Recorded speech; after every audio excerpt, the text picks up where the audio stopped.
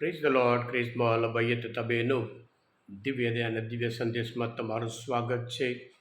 April 16મી તારીખ આ સંદેશ સાંભળવા તમારા સૌ માટે વિશિષ્ટ પ્રાર્થના કરું છું. તમારા બાઇબલ લઈ લો, પ્રભુના વચન સાંભળીએ.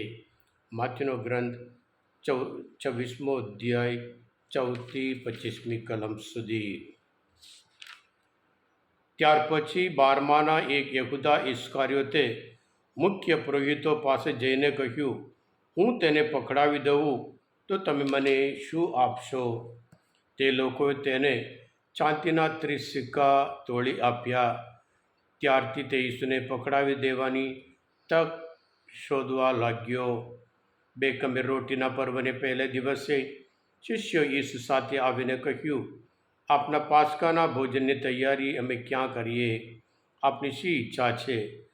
તેમણે કહ્યું, શહેરમાંના ફલાણા માણસ પાસે જઈને કહો, ગુરુદેવે કહેવડાવ્યું છે કે મારા સમય પાકી ગયો છે. હું મારા શિષ્યો સાથે તમારે ત્યાં પાસ્કાનું પર્વ ઉજવીશ.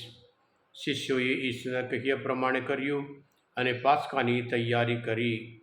સાંજ પડી એટલે ઈસુ 12 શિષ્યો સાથે ભોજન કરવા બેઠા.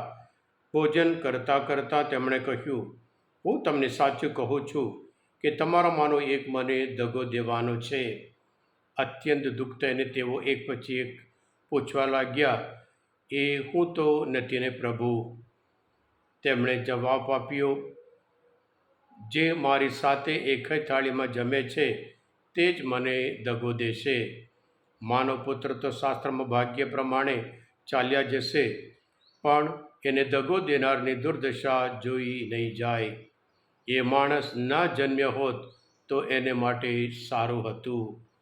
યહૂદા, જે ઈસુને દગો દેવાનો હતો, તેણે પોતાનો વારો આવતા પૂછ્યું, એ તો હું તો નથી ને ગુરુદેવ? ત્યારે ઈસુએ કહ્યું, તે જ કહ્યું ને. આ પ્રભુની વાણી છે, તે આપનો આધાર છે. ખ્રિસ્તમાં ભાઈ બહેનો, દુશ્મનોને ઓળખવાનું સહેલું છે. એમના કાર્ય ઉપરથી, એમના વિરોધ ઉપરથી અને એમના દુશ્મનાવટ ઉપરથી આપણે એમને ઓળખી શકીએ. પણ દ્રોહીને ઓળખવાનું ઘણું અઘરું છે. કારણ તે આપણી સાથે રહે છે, સાથે ખાય છે, સાથે ફરે છે, આપણું બધું સંપૂર્ણથી ઓળખે છે. એટલે સાથે સાથે રહેતા રહેતા એ આપણા માટે ખાડો ખોદે છે. આવા લોકોને ઓળખવાનું ઘણું અઘરું છે. જ્યારે આપણા જીવનમાં આપણા આવા દ્રોહી આવી જાય, જીવનમાં ઘણું દુઃખ અનુભવીએ છીએ. એ પ્રેમમાં હોય, એ વિશ્વાસમાં હોય, એ સંબંધમાં હોય. અને ત્યાર પછીનું જીવન બિલકુલ અલગ પ્રકારનું, જે ધાર્યું જ ના હોય, જે કલ્પના પણ ના કરી હોય, દ્રોહી એટલા હદ સુધી પહોંચી જાય છે. આજના શુભ સંદેશમાં આપણે એ જ જોઈએ છીએ. પ્રભુ ઈસુ પોતે પાસ્કા ઉજવવા માટે તૈયારી કરે છે. એમના શિષ્યોને કહીને આપણે ત્યાં જઈએ, બીજા કોઈના ઘરમાં, અને ત્યાં બધા બેસે છે. અને ત્યારે પ્રભુ ઈસુ જે પોતાની જે વેદના હોય, જે દુઃખ હોય, અને ત્યારે કહે છે, તમારામાંનો એક મને દગો દેવાના છે. બધા શિષ્ય બહુ દુઃખી થઈ ગયા.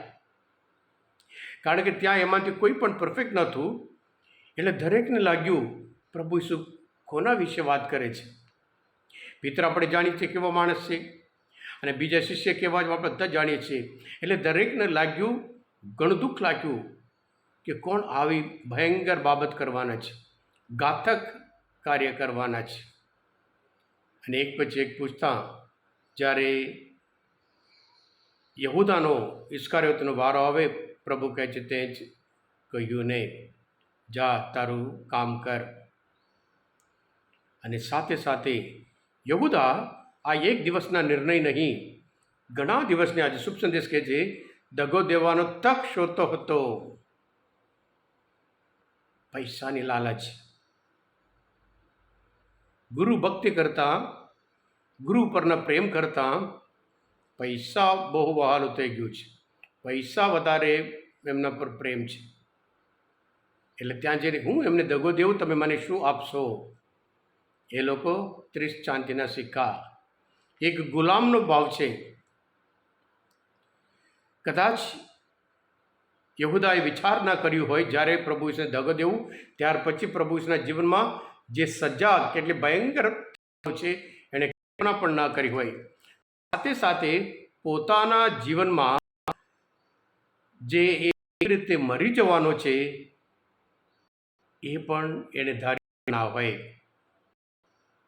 આપણે જાણીએ છીએ છેલ્લે એ ફાંસો ખાઈ મરી ગયો. પ્રભુ પોતે કહે છે એ એના માટે સારું.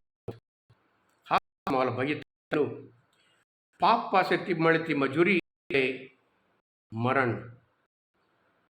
યહૂદાને એ મળ્યું. કદાચ આપણે લાગે યહૂદા જ આવું કર્યું પણ ઘણી વખત જ્યારે પ્રભુ ઈસુ આપણા જીવનમાં દુનિયાવી બાબત માટે મહત્વ આપીએ ત્યારે, જ્યારે આપણે પાપમાં હોઈએ ત્યારે આપણે દગો દઈએ છીએ.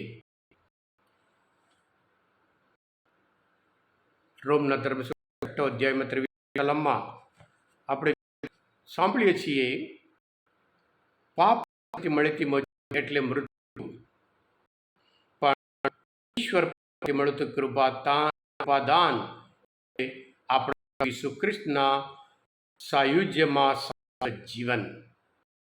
પ્રભુ સાથે આગળ વધીએ, એ શાશ્વત જીવન જરૂર કરીએ. બહેનો, આજે સંદેશ શાસ્ત્ર પાઠ સમજવા માટે, પ્રભુ ઈસુને ઓળખવા માટે, પ્રભુ ઈસુનું દુઃખ સમજવા માટે ત્યાં હોય, તમે પોતે દિવ્ય ધ્યાન સંદેશ સબસ્ક્રાઈબ કરજો અને બીજા માટે પણ ફોરવર્ડ કરજો, કારણ તમે બધા આશીર્વાદિત છો, અભિષિક્ત છો. પ્રભુ ઈસુ, હું તમારામાં વિશ્વાસ રાખું છું. God bless you.